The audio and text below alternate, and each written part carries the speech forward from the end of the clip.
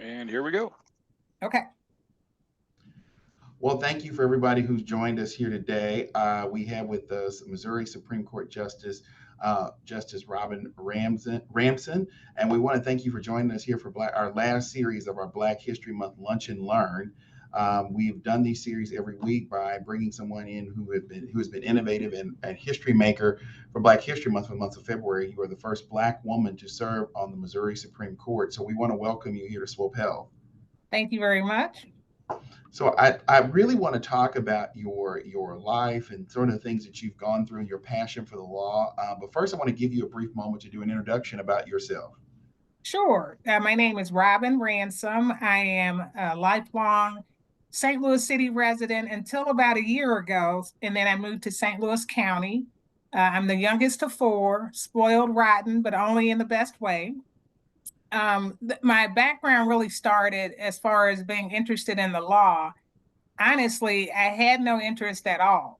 I graduated college early in 3 years, and so I thought I'd come home and hang out with my mom and dad, not work, and just, I guess what they call it now, take a gap year. Those years ago, no one had heard about a gap year. My father's like, no, you're either going to go to work or you're going to go to school. And at the time, I had a brother who had just joined the FBI and he had gone through law school. I had an aunt who was an attorney, a brother-in-law that was an attorney. And so they all decided, hey, law school would be a good way for you to figure out what you're going to do with your life. So law school for me was not anything about being passionate about the law or passionate about people. Initially, it really was because I honestly did not have a clue of what I was going to do with my life. My dad grew up in the city of St. Louis. He was a firefighter. At the time that he entered the fire department, he was in a segregated engine house. And he constantly worried about whether, individuals would come and assist him if something happened in a fire. And so his response to that in his teachings to the four of us was always, not hatred of other individuals, but it was more of self-reliance, and that the only person you can rely on is yourself, and you can't trust other people. And those are harsh lessons to hear, at 8, 9, 10, 11, and 12 years old. And so that mentality honestly shaped my personality today. I have a lot of people who describe me in a comical way, but they say, oh, Judge Ransom just doesn't like people. And it's like, well, no, that's not true. I'm just very comfortable in a loner position because I was raised that way. But I have to say that that sort of attitude really did help me through my career because I've always stood out as being alone, a hard worker, someone who was very dedicated to what she did. And every job that I've ever gotten, I'd say since the first job that I had, is because someone called and asked me to apply. So, it sort of goes both ways. I used to feel really guilty about not joining this or not being part of that. But a lot of being alone really helped me figure out who I was as an individual and the best way for me to give back to the community. And so, my mentality and how I was raised was if I can do what I'm supposed to do, work hard and be successful, then I can be, I'm losing the word, I can be a good mentor or a good inspiration for other people. But if I'm not successful in what I'm doing, then I'm not helping anybody. And so, I always think about Black history and I try to tell people that, we all approach Black history in a different way. And my approach is Black history now. Like, what are we trying to do now? What are our goals now for our young people? I have a 19-year-old who's a freshman in college, and her mentality is totally opposite of mine. She couldn't wait to get to an HBCU, and she's down at Texas Southern living her best life. And her approach is to be involved and to be around people and to join as many things as she can and to help people register to vote. And I'm very supportive of all of that. But my thing today is I just want to know, where are we going? What are we trying to do? Because you see so many things legally implementing us as Black people. They're taking away the history in the schools, and they're making it more difficult for individuals to vote. And so, I look at everybody who says, oh, you're a trailblazer at the Supreme Court and you've done all of these things. I look at it as, this is my job, but there is Robin the person who would like to see everyone in the African American community succeed, no matter, what they choose to do. But that's just the long and short of it. But just real quick, as far as jobs and interests, I thought about the FBI. I went to see my brother graduate. I didn't know at the time that FBI people were really federal police officers, and they had to scale walls and do the obstacle course, none of which I was capable of doing. And then I had another brother who was a Phoenix highway patrolman, and I went on a ride along with him, and driving at that 120 miles out of the ditch, that was not going to be my career either. So for me, I was able to graduate law school and fall into the niche of juvenile court. And helping kids, honestly, was the best career I'd ever had until I was picked to be a judge. And so when you, because where did you go to undergrad? I went to undergrad at Rutgers University. It was Douglas College up in the state of New Jersey. Okay. And then you went to law school where? Mizzou. Okay. And I And have to say, 6 out of 7 of us, I believe, on our court are all Mizzou grads. So we're very proud of that. that's good. That's a great thing. It is. We give a shout out to Mizzou Law. Okay. And so talk about you were talking about mentorship early on in your conversation. Who were some of the mentors that helped you develop as a young lawyer? Well, I always had my aunt. Her name's Donna White. And, I didn't understand her importance in state government at the time. But when I was in law school, she was actually part of Governor Ashcroft's cabinet. She was the director of the Department of Industrial Relations. And so she was instrumental, because I went to her press conference, and all I thought about was, hey, I'm going to a press conference with the governor. And now, in my position and knowing all of the cabinet members, you really get an understanding of, wow, as a Black female, she was really instrumental again in being a face in the state of Missouri's government. And this was probably 1990, 1991. So, I mean, this was years back. And so she was always someone that I really looked up to.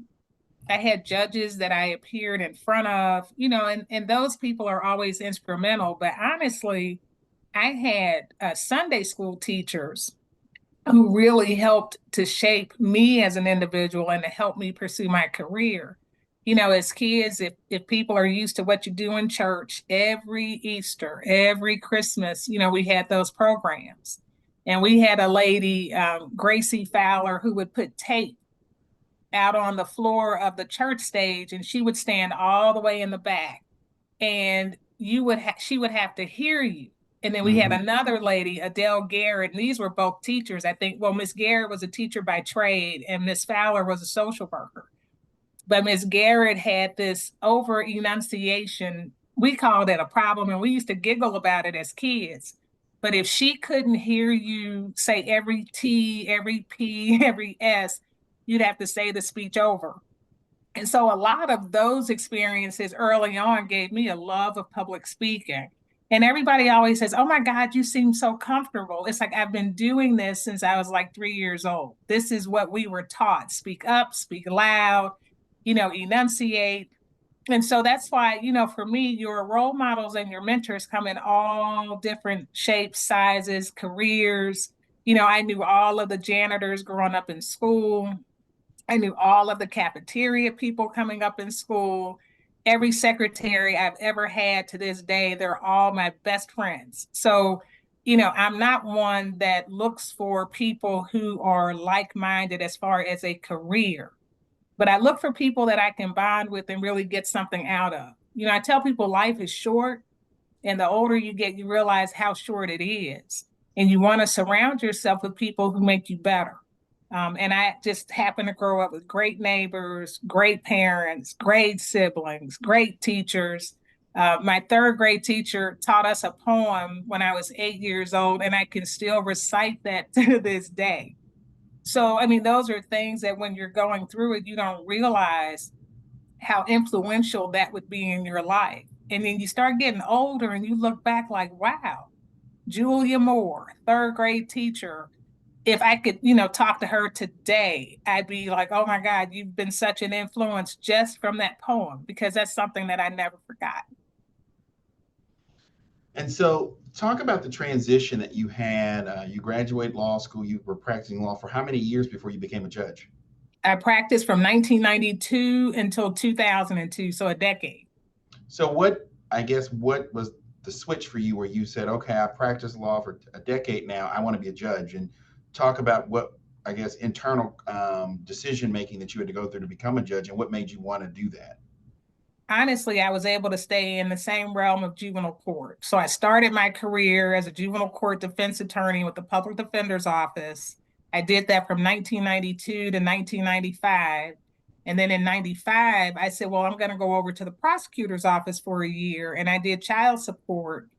And then a job opened in juvenile court where you could actually be a prosecutor in juvenile court. And that was from 1996 until 2002. And that's the job I think that really shaped me as an attorney and really inspired my admiration and love for juvenile law. Because as an attorney in juvenile court, it's not really a prosecutor, but that's your role. So you're going after juveniles who've committed offenses and handling them as quasi, criminal cases. You're going after parents who've been accused of some type of abuse or neglect situation.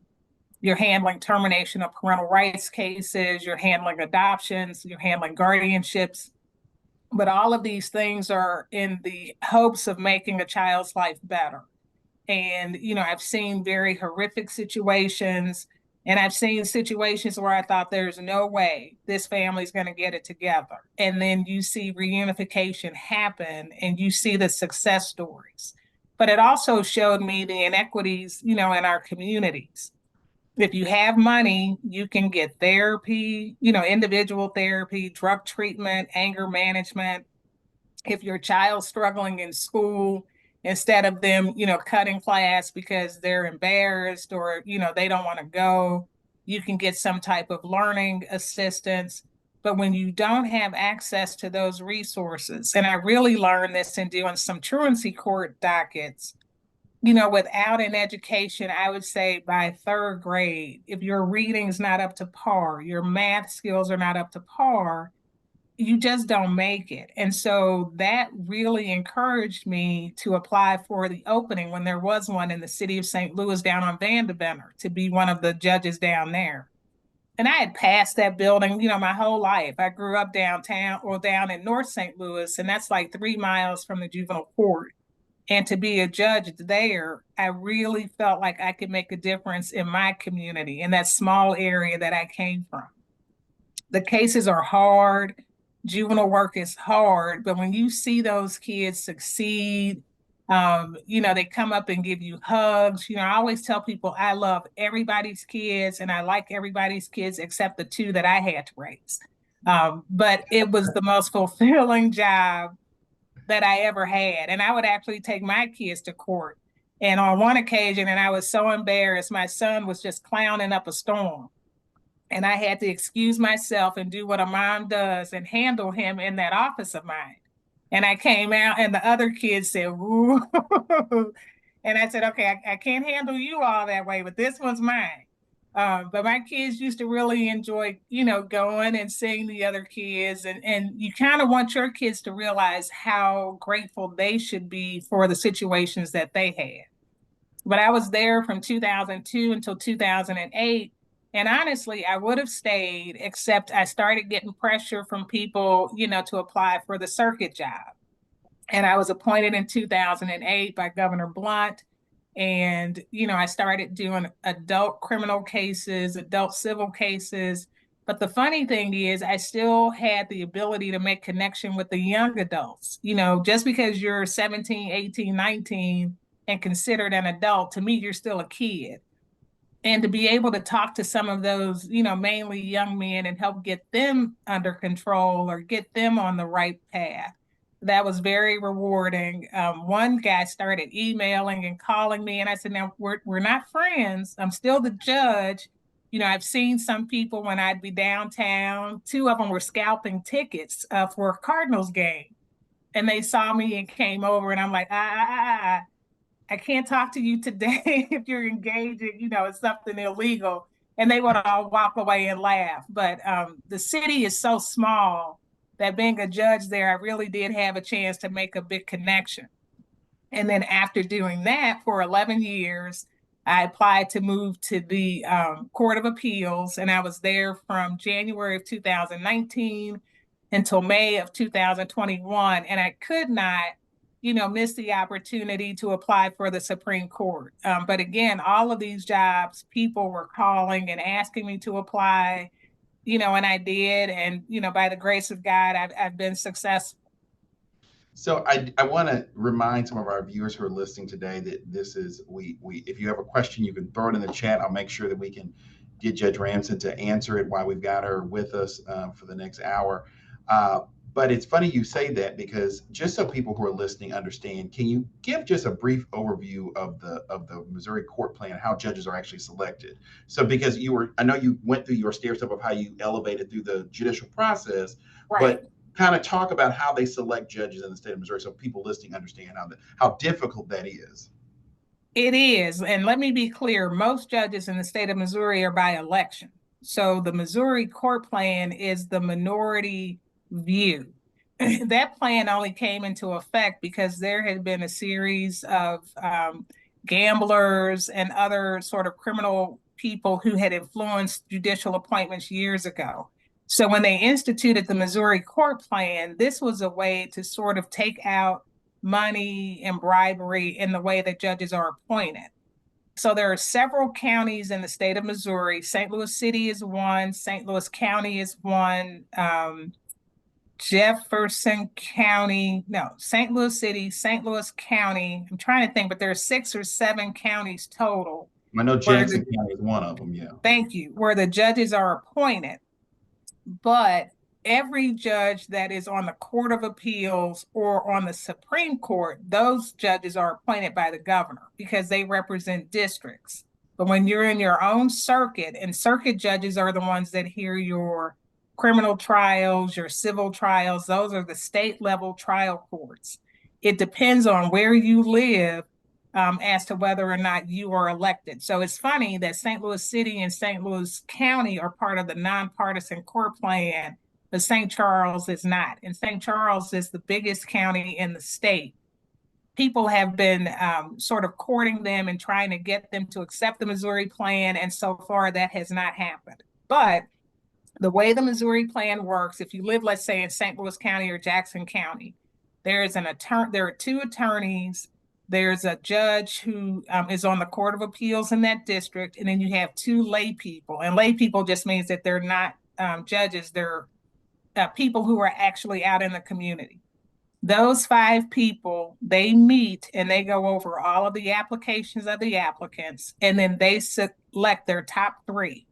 And those 3 individuals' names are submitted to the governor, and the governor has 60 days to make an appointment. If the governor does not pick out of those 3 people, then he loses that opportunity. And that's never happened to my knowledge. And so in the city of St. Louis right now, we have 1 vacancy that they're interviewing for. And in St. Louis County, they have 1 vacancy that they're interviewing for. And even though St. Louis City and St. Louis County are right next to each other, their commissions are totally different. The 2 lawyers live in the county, the 2 lay people live in the county, and same for the city. Those people on the commission are from that district. And then the only thing that's the same would be the judge that's of the appellate court who presides over that.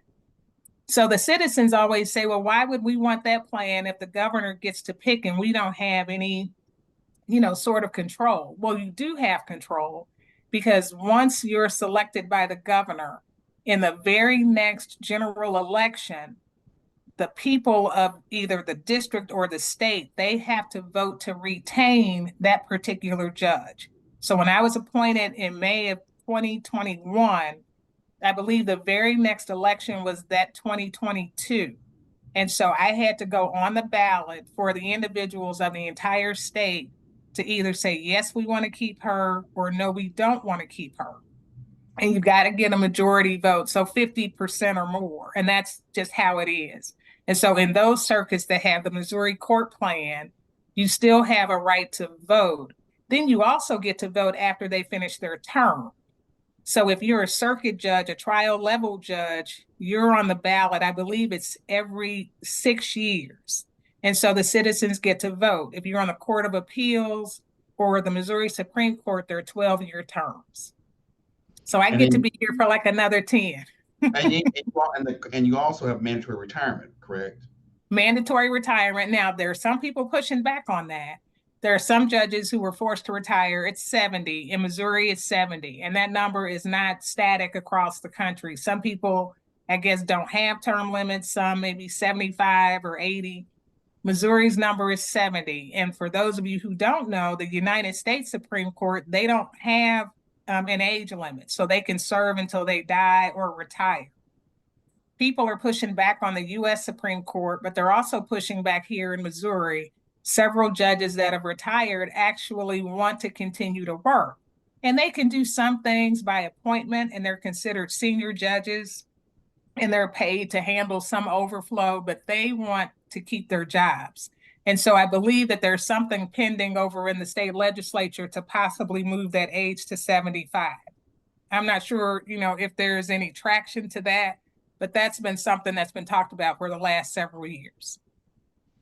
So, talk about when you decided to actually apply for the Supreme Court. Talk about that process. What sort of pushed you, gave you the edge to do it, and what was the process, even in the application process itself, and past the interview process? I mean, in terms of lobbying the governor, because essentially it's lobbying the governor. Right. Well, one thing I always tell young people, and again, it's my own personality, but I like me. And so I'm good with yes, and I'm just as good with no. Like, you're not going to shift who I am as an individual. I am very high on Robin. And that's not to be conceited or, to be uppity, but I like me. And I try to instill that in everybody. You're going to have failures. You're going to be told no at some point.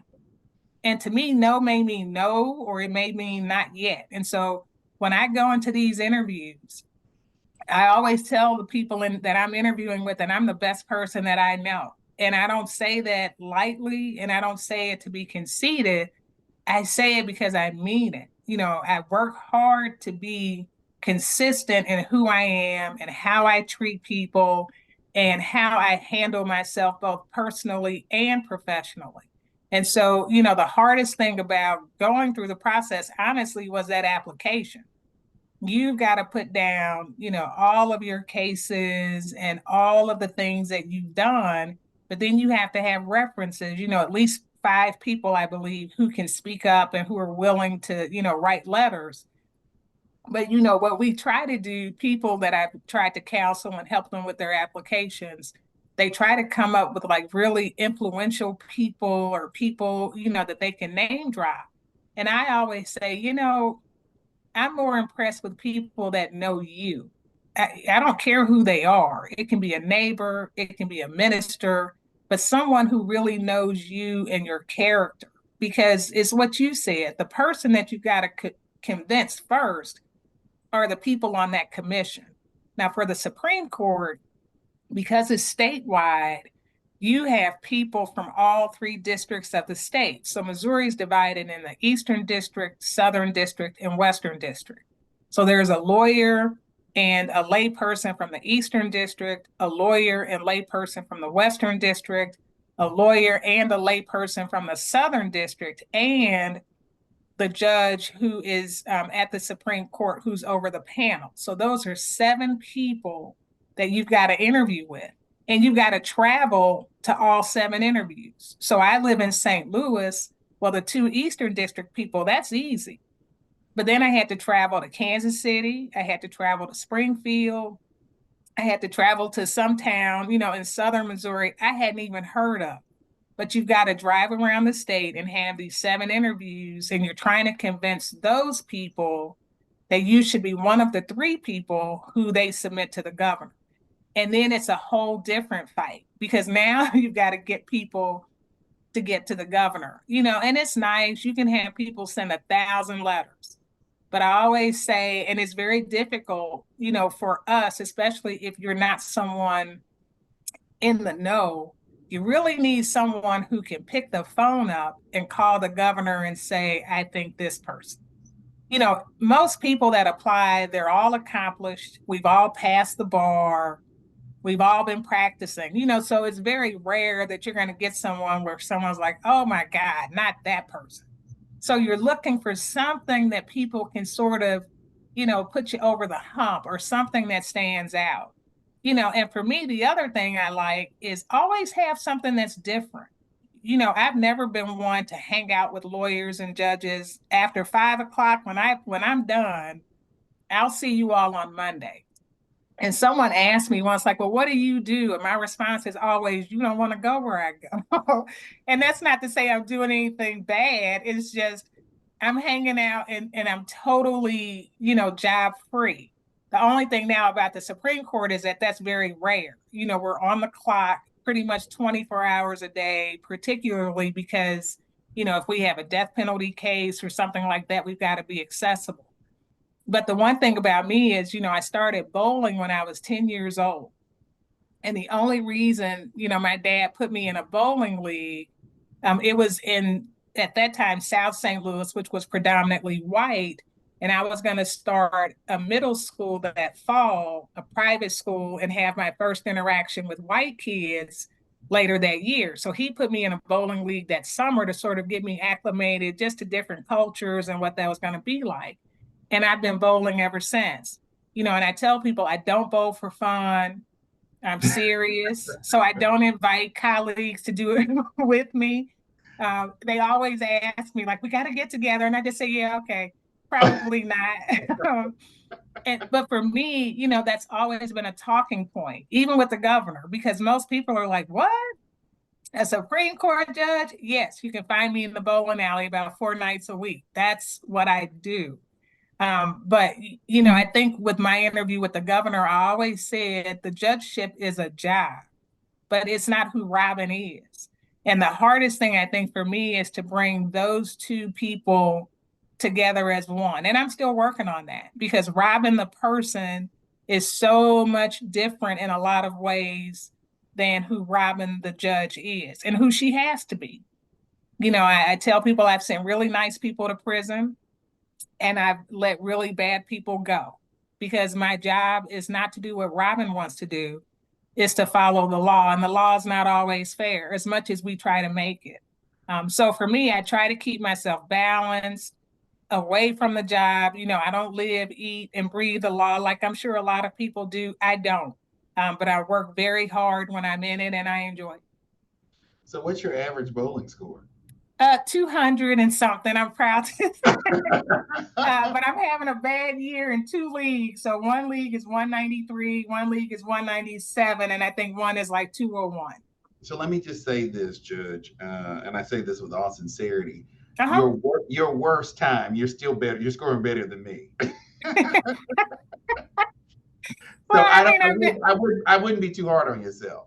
I've been doing it a long time, and we travel. So I'll be in New Orleans the middle of March in a tournament, and we go to Kansas City. I mean, we travel around, and then we also bowl here. But it's fun, and again, it's my passion. It's the one thing that I really am, passionate about. And I laugh because most people aren't. They're like, do you drink and do you party and bowl? I'm like, no, we're serious. We're not. This isn't like the Rebel Rousers. This is real competition. But yeah, it's always been a very good talking point, and it's something that sort of separated me, especially with the governor, because the governor talked about his background and growing up on a farm, and we just had some really good personal conversations. And I think when you have something that's different, or when you're genuine about things that make you who you are, people connect with that, and that's what I like. I really like people. I like connecting with people. And then when we finish, it's like, okay, I'm out because I'm going on to the next mission or the next thing. But yeah, that's kind of, how it all worked out. Well, you always know a serious bowler because they have their own ball and they have their own shoes. So I know I, you must. I will be carrying 4 balls with me tonight and my shoes. My bag is in the car. It's already packed. So Okay. yes. So once you get the appointment, you've gone through the process, you get the appointment. So let's talk about that first year. I mean, were you just sort of like kind of lost? I mean, how did you sort of acclimate yourself that first year on the Supreme Court? Yes, I was lost because I don't know if people know, but the housing or the quarters for the judges is actually in the courthouse, and Yes. so each judge has their own chambers and their own apartment. And so when I was hired in May, Judge Stith just left, and so then the other judges get to move up, to bigger chambers or switch around. Well, Judge Wilson took Judge Stith's chambers, so that meant that I was going to move into his chambers. Well, they were repairing her chambers for him, and then they had to repair his chambers for me. So even though I started in May, when I went, I was in the courtyard, staying in the hotel. And I mean, the court paid for it, but I was in a hotel for several months. And I don't think I moved into my chambers until August. I didn't have a secretary until August. And so for us, the two of us sort of felt like we came in 3 months behind and Okay. trying to figure out, what are we doing? And the emails and the amount of just mail and information that you get on a daily basis. Like I used to be an avid reader. And now it's like I don't want to read anything else. I mean, we read 24/7 and it's very hard to keep up with when you don't even know what you're looking at. But we actually get like transfers, and those are just cases that come from the Court of Appeals that either the Court of Appeals wants us to look at, or the parties that weren't satisfied at the Court of Appeals, they want us to look at. We have writs that come in, and those are cases where people either believe the trial court did something wrong, and again, they want us to intervene. But these things are filed on a daily basis. And so your emails are just constant. So it took us, 3 to 4 months just to get acclimated into what are we reading and what do we do with it. Then you have to get used to the other people. There's 7 of us on the bench, and there's not like a person that has a majority or a seniority. Whether you've been there 1 day or 20 years, everybody's vote is the same. But you come into a room with people, one, as a lawyer, you thought you'd never meet, let alone be equal to. You sit in a room and then they turn to you and say, well, Robin, what's your vote? And you're like, what he said. You really have to get used to the fact that you're an equal part of this team. And then when I came on, Judge Draper was still there. George Draper was the second African American appointed to the bench. Ronnie White was first. And so George was there, and that helped because I had actually been an attorney practicing in front of Judge Draper in juvenile court. So we had a great relationship here when I was an attorney. And so that really helped me when I got there. And he was actually the one that put me on the panel for the Supreme Court. He was the judge that was presiding over the commission at the time. And so having him as a mentor really meant a lot because for those first, 2 years on the bench, I had someone that I knew personally that I could say, why are we doing this? Or how do we do this? And I don't know if you've ever met Judge Draper, but he's very smooth. He's very calm. He doesn't get excited about anything. And he kept saying, you're going to be all right. You're going to be all right. And then that's when I started learning that his retirement date was coming. And I thought, oh, no, now what am I going to do? But it is different because I am now the only African American on the bench. And, no matter how much people want to be pleasant or people are very cordial and we all get along, I mean, we have no issues, it's still different.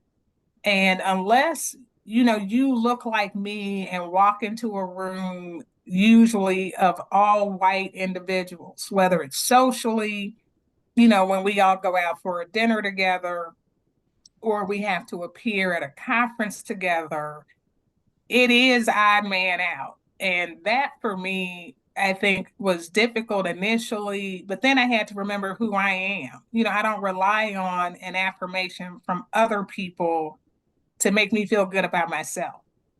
And so once I kind of got into that mindset, I'm one of the team, but it is different. It is very different because some people think, well, you can sort of be the rally, cry for African Americans, or you can be the rally cry for this type of issue or that issue. And honestly, the rally cry is for the law. And, if you want to make the laws better, or you want to make things more fair. And that's my thing with young people. I try to encourage them to vote, definitely participate in jury service. I can't tell you how many people would say, oh my God, I'm not going, or I'm not going to vote. Or if I get on a jury, I'm just going to say, I don't believe in the law and they're going to kick me out. Those are the places where you can really make a difference. For me, in the role that I have, my whole job is to read the law and interpret it as it is, not like I want it to be, not how I wish it could be, but as it is. And that's very difficult because, like I said, sometimes a very nice person loses. Sometimes a person that's not very nice is going to win. And that's how things work unless we effectuate change through the ways that we can. So we've got a couple of questions in the chat. If you have some, you can add to the chat. One of the questions is how did you balance being a mother and being a judge?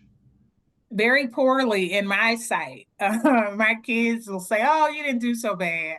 But my kids were literally dragged all over the place. I was a single mom from the time my kids were, I think, 14 and 9.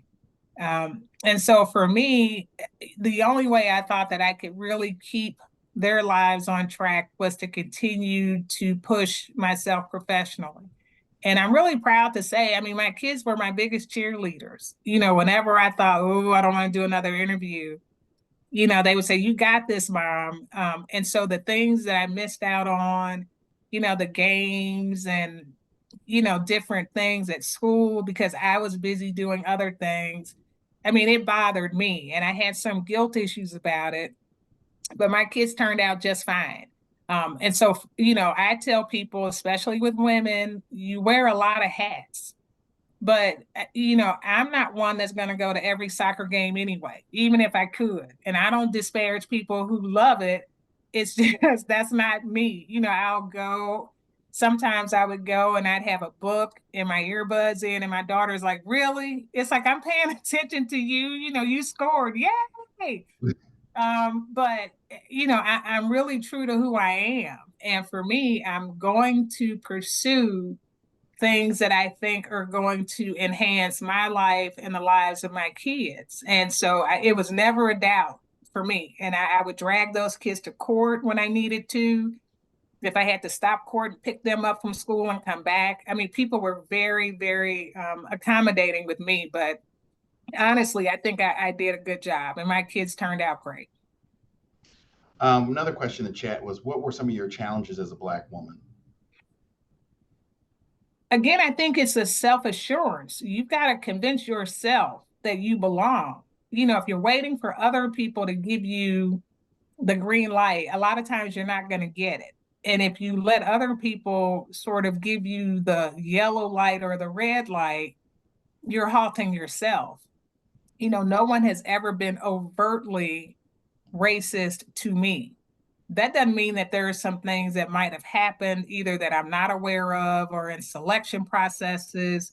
I don't know, but I'm not one to really spend a lot of time on that. You're not going to stop me. And I've always had that mentality. You are not going to stop me. What's meant for me, I'm going to get. And that's just how I've always lived my life. But I will say, a couple of weeks ago, I was in the bowling alley, and this is just when you think, people aren't still ignorant. Well, they are. We were all watching a tournament and there was a white guy bowling against a black guy. And it just so happened that we really knew the white bowler much better than the black bowler.